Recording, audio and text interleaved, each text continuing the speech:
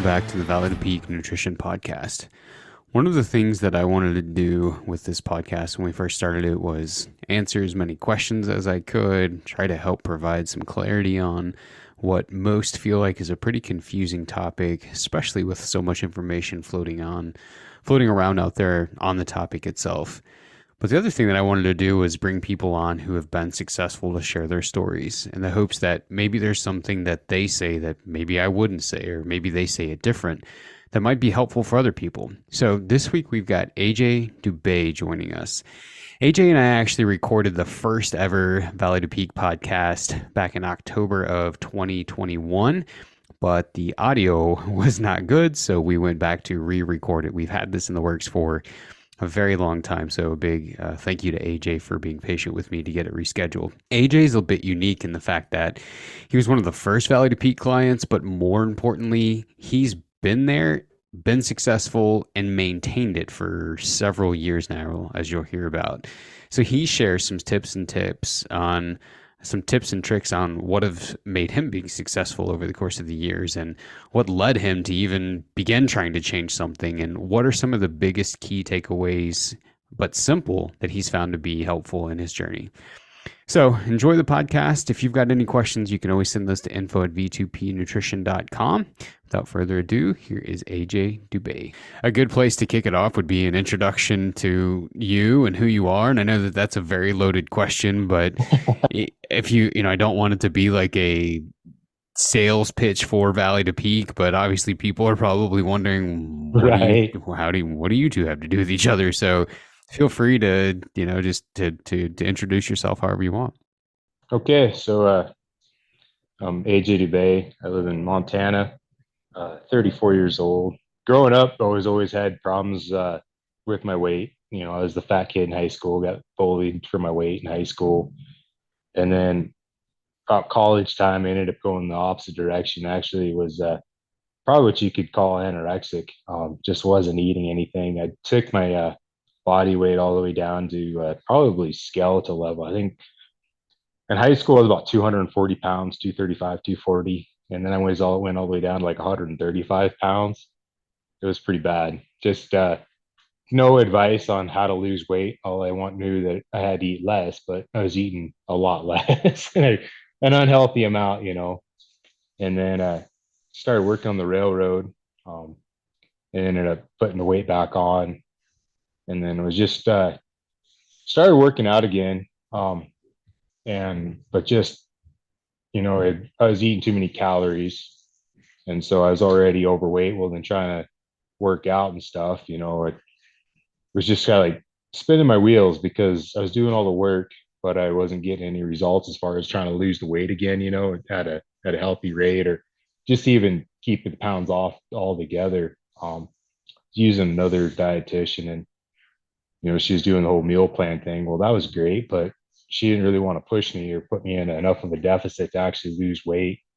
Then I just didn't quite understand the whole tracking calories and just how that all worked. And so I'd be, my goal in the meal plan was set to eat like 25 to 2,600 calories, which would have been all right probably. But I wasn't tracking, the half cup of heavy cream I was putting in my coffee in the mornings, or taking that into account, or the beers, or I'd go hard and all week, and then Sunday would come, and then I'd have a cheat day every day or once a week. So it was like Thanksgiving every Sunday almost. And that all adds up. And then I remember being at a gym somewhere, Planet Fitness or something. I was listening to you talk with Cody Rich on the Rich Outdoors podcast, and I was like, this guy's saying I can lose weight and be healthy and eat gummy bears. So I was like, well, that's a pretty good sales pitch right there. So I was like, that sounds pretty interesting. So it wasn't too much longer after that. One was 2019. I ended up getting in touch with you and started working with you and put me on the path. So let's go. I want to go back to the tracking, measuring, cheat day combo. Because like this is something that will come up often, and I fully recognize just kind of like that can seem really overwhelming and tedious to a lot of people, right? To commit to something like that. In your opinion, do you feel like the tracking and all of that was what made the biggest difference between having the meal plan set up versus the progress that you had whenever you and I first met back in 2019? Yeah, I think that was the key for me because I'm a pretty motivated guy. If you give me a roadmap, I'll be able to follow it. But I just didn't have a good enough roadmap, so I was just wandering around all over the place and just had no like accountability as far as just how much I was taking in. And so once you were able to show me, hey, you can have, you can still eat apple pie, just instead of having half the pie, have a slice, or half a slice, and mix in some like Greek yogurt or something like that. And then also when you were teaching me about just hitting your macro goals for the day, and it was overwhelming, a little bit maybe at first, but then once you start doing it, it's actually really for me, it's easy just because I've been doing it for so long. And then even too, like once I started seeing the numbers go down on the scale and you start understanding the process, then you're like, oh, okay, if I do this, I'll get these results. But the hard part is, I think for a lot of people is not seeing the results because, they just don't have that path, or they might see results for short term and then they fall off the wagon.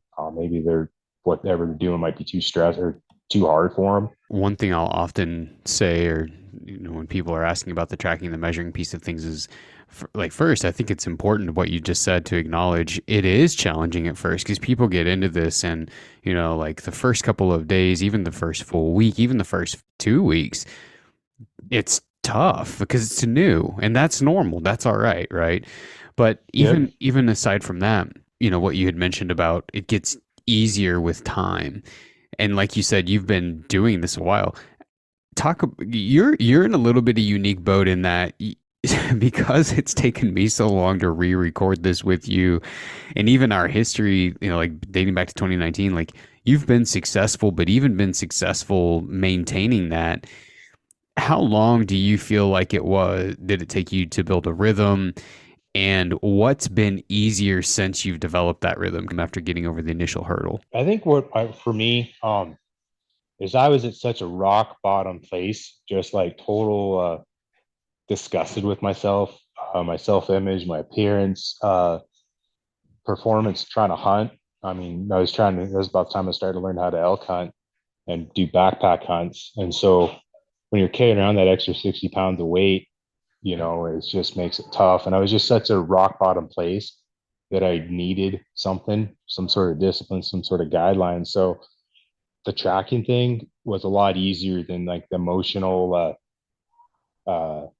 stress that I was going through, and which is weird because you're supposed to be like a pretty tough guy, but then when you really actually are struggling mentally and just emotionally, just because of your weight, it's hard to admit that, but that's kind of where I was at. So it was, shoot, if I gotta weigh and use measuring cups every time I eat a meal, that's no problem. I mean, it was better than the other options where I was at. So And you and I have still stayed in touch, so I know your goals have oh yeah. changed, ebbed and flowed over the years from more specific towards elk hunting and then more specific towards putting on muscle. They've changed.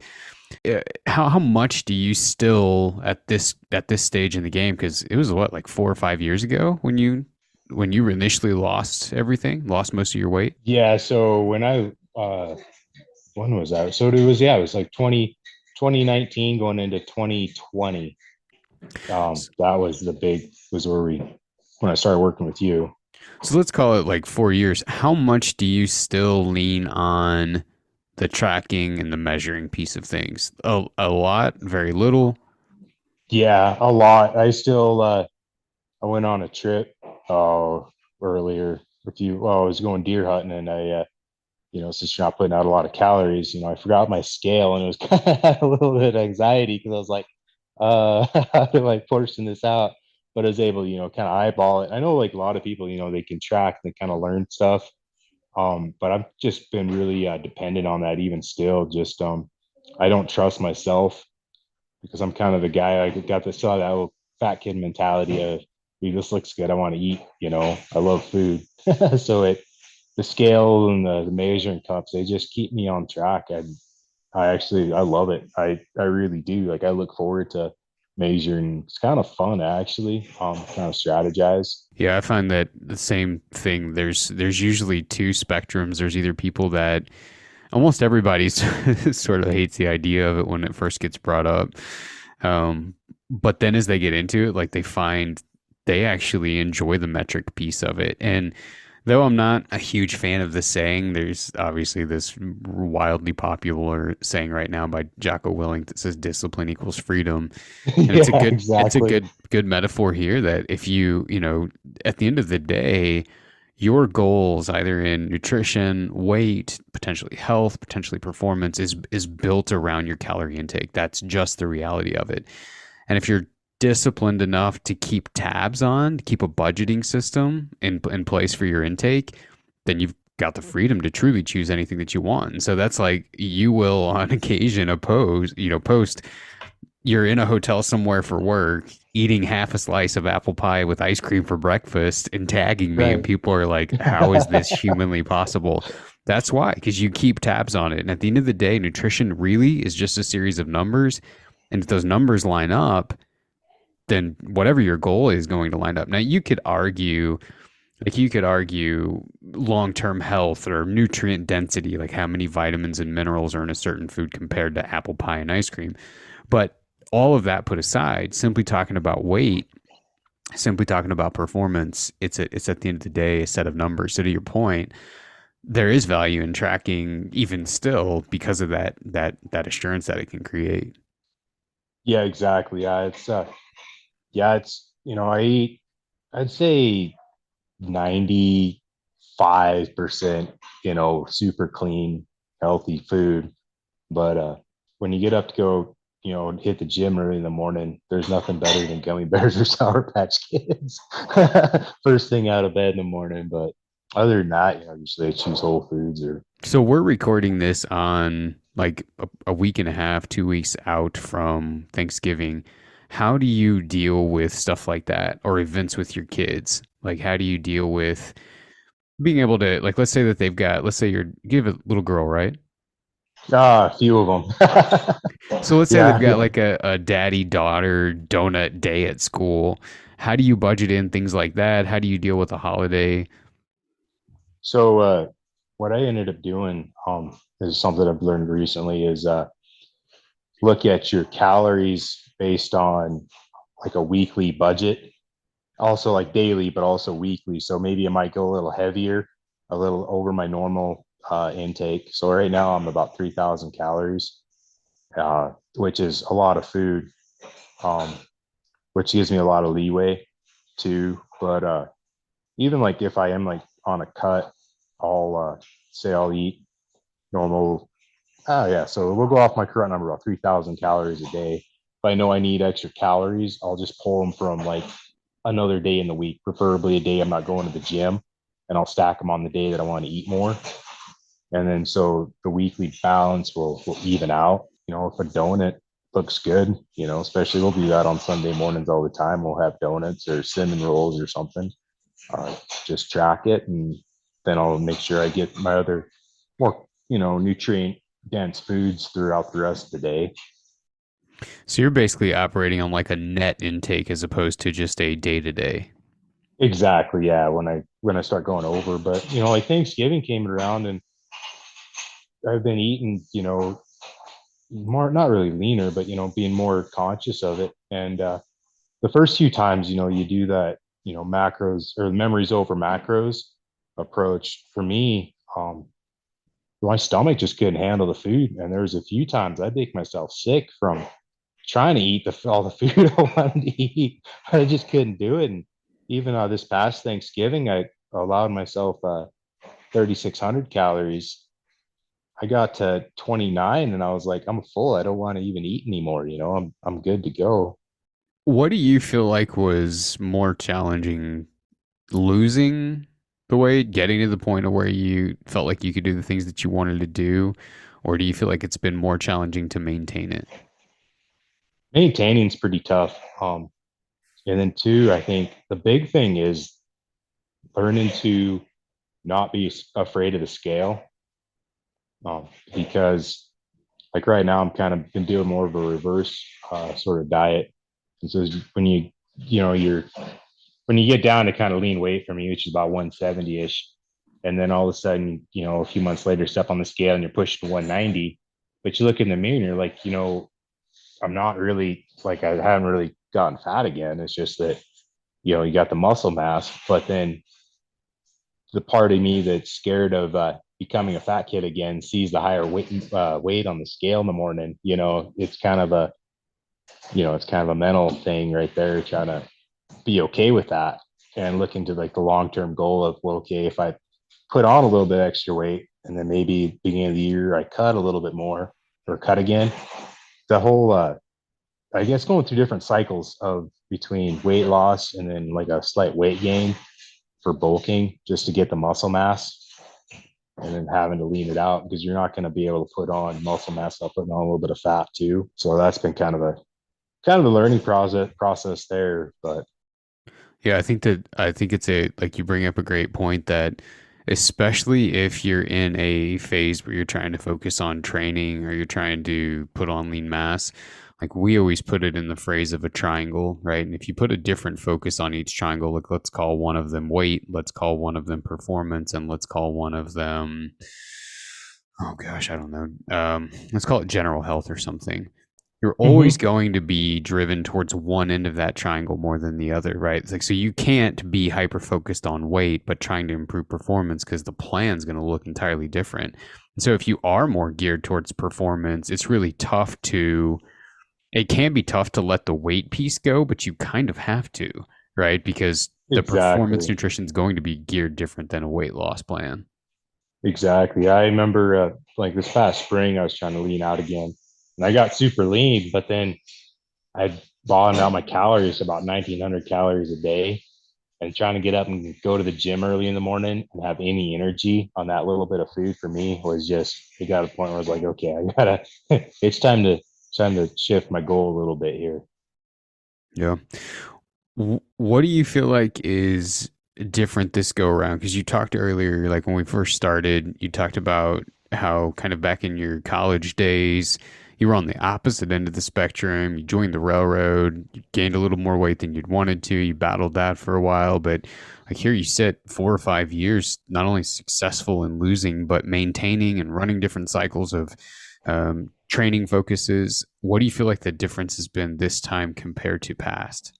I think just the knowledge, just what you've set me up with has been the big change for me is because early 2000s or mid 2000s, I guess, like when we're about the same age, about the time we were in college, there just wasn't. I mean, there was information, but there just wasn't as much out there as there is now. And obviously, there's a lot of bad information out there. Um, but with you, it sure makes it a lot easier to stick with the goals and everything, and makes it so much easier having that roadmap. Because if you're already a pretty motivated person and you have a plan, then it's I don't know stuff so much easier when you have a plan, you have a little direction. Oh yeah, I mean, yeah, no question. Having a plan's a lot easier. What's been, in your opinion, the greatest challenge about maintaining? Probably just for as far as like day to day life with work and stuff is making sure you keep the energy expenditure the same. So a lot of times my job is pretty sedentary, especially this summer. I was doing basically just sitting in a pickup. I'd go out and get track authorities for different work groups and stuff. So I was kind of like an underpaid foreman, but I wasn't actually out doing physical stuff. And so that was kind of tough. But the nice thing was, is, then I have to make sure when I went to the gym that I was pushing myself extra hard in the gym. And then summertime, longer days, it's warmer, go around shooting the bow, being more active, just to make sure that what I was eating for a maintenance calories was enough, or wasn't going to be too much, for the amount of activity I was doing. So So do you have like, because I know you travel quite a bit for work, do you have one or two or three, I don't know, however many things that when you get to whatever location you're going to be working out of, these two or three things are the things that you do no matter what they happen, kind of your non-negotiables to keep the training, keep the weight piece of things, to keep that kind of as an important priority while you're still traveling?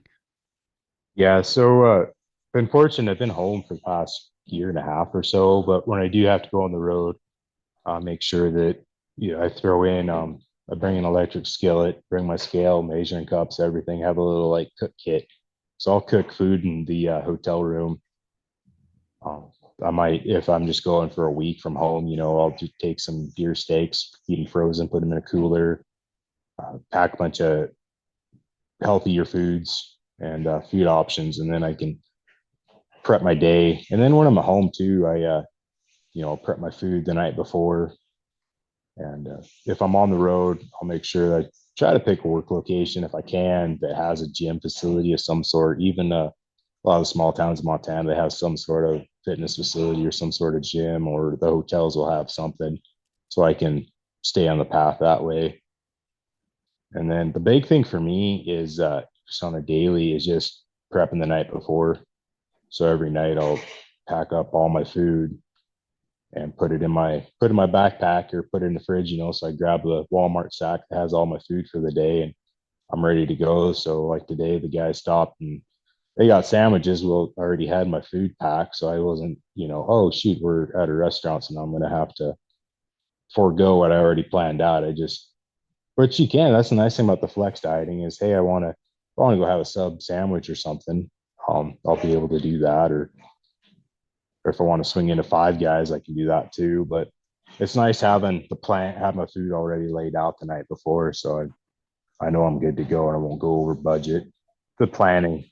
If you had one piece of advice to offer somebody that's wanting to get started, like maybe they feel like you felt whenever you were working for the railroad, is recognizing like, man, I don't know, but I need to change something. What's one piece of advice you'd pass along? Probably just getting comfortable with the tracking aspect and understanding that. I think that's key, especially when you are on the road or hey, you're on a trip or something. It's okay to, if say you want to swing and have fast food, it's not nutritionally the best, but you can make it work for a day or two. And understanding too, I think the neat thing, especially working with you, that you made me understand is there's a lot of these influencers. They want to say that you have to eat only organic foods, or you only have to eat whole foods or fruits and vegetables, no anything processed. Which I think when you're overweight, the biggest thing is just getting the portions understood, because you can put on weight if you're eating, even if you're shopping at Whole Foods, and only eat stuff from there. So Yeah, I would 100% agree with you about the measuring piece. And, like one thing that we'll go over quite a bit is, look, the whole idea of measuring is not to be OCD and hyper analytical and create a ton of anxiety around food and calories and tracking and all of that. None of that is true.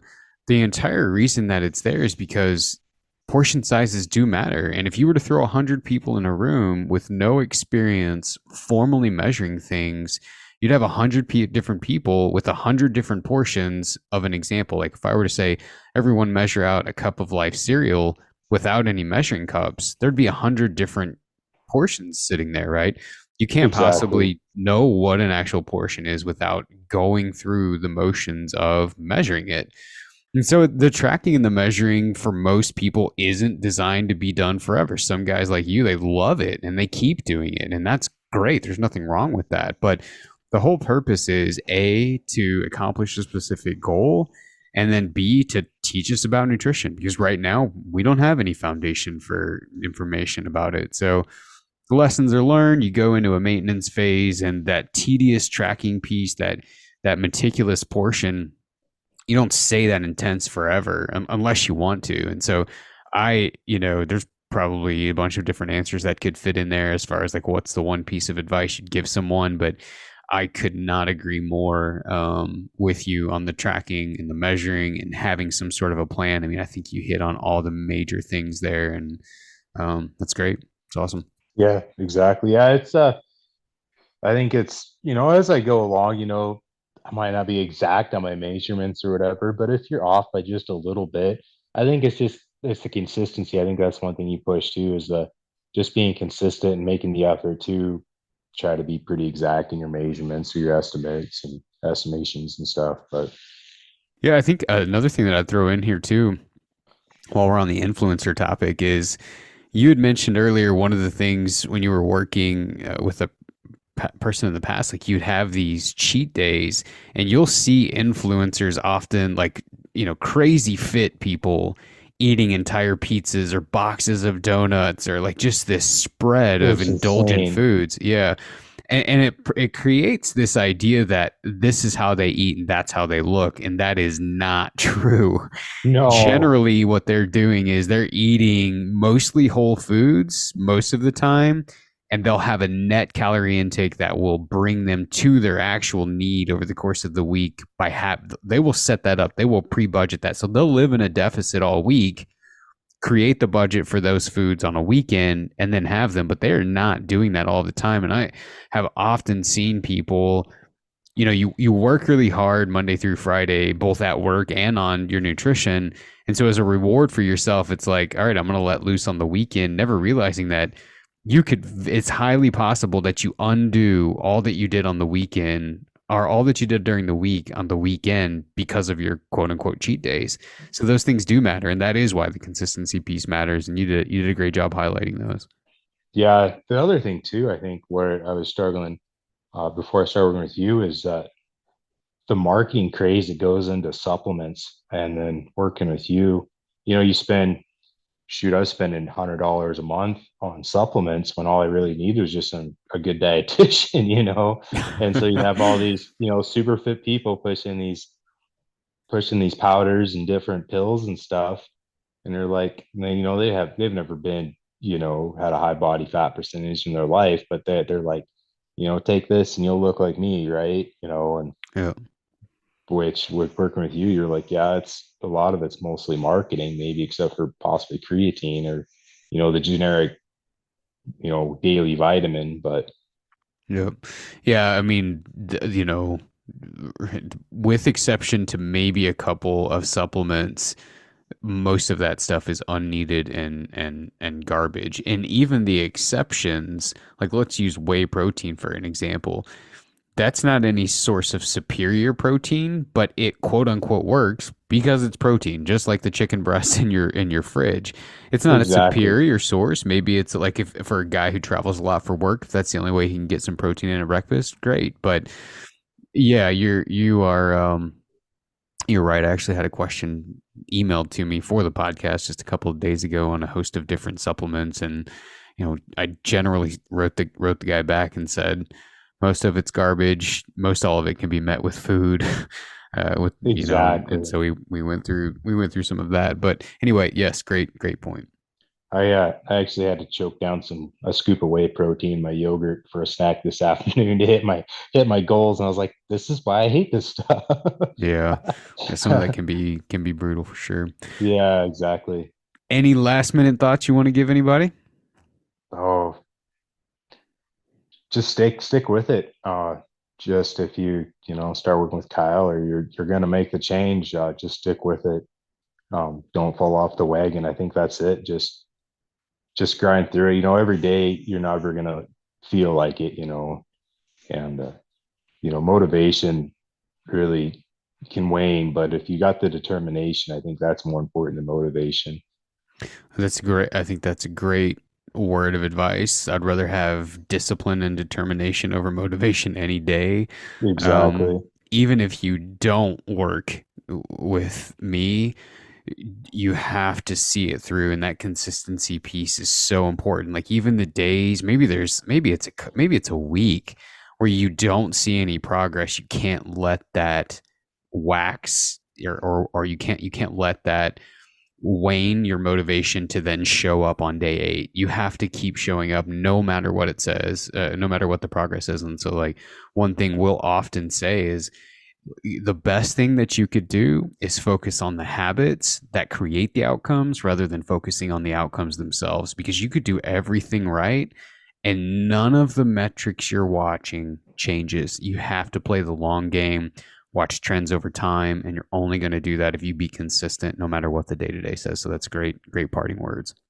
Yeah, I think that's key. And then I think too, one thing I've learned this past year is, you hop on the scale and then learning that, your weight is going to fluctuate, and you kind of just need to look at your like a weekly average of that weight before you, because if you have a big Sunday dinner or whatever that was in budget, you hop on the scale in the morning and your numbers are 2-3 pounds heavier than usual. It's not, don't lose faith, just keep at it and just look at the weekly average. So I think the scale is a good tool. Good, good advice. Thanks for coming on, man. Sorry it took me Oh so long yeah. to re-record. No, you're good, Kyle. No, it's awesome seeing that you been able to make this your home business and watching you succeed at it. That's awesome. Well, man, I appreciate you saying that. Many guys who reached out did so because they saw something you'd reposted. And I acknowledge that it's guys like you and the guys over at EXO and a few other people reposting their own personal experience. Oh yeah, no, it's likewise. I think we both help each other out quite a bit. So Thanks again for checking out the podcast this week, and a big thanks to AJ for his patience and me getting this out and his time. We'll be back again in a couple of weeks with some new episodes. If you're interested in checking out any of the resources that Valley to Peak has out, you can get those at our website, whether they're free or one of the self-guided courses or coaching or whatever. You can find those at v2pnutrition.com. And as always, if you have any questions that you want us to cover on here, maybe they're just questions that you've got about your own personal goals or nutrition or general nutrition topics that maybe you've heard somewhere, I would love to help with those. You can email me at info@v2pnutrition.com. Be back again with a new episode in a couple of weeks. Have a great week, everyone.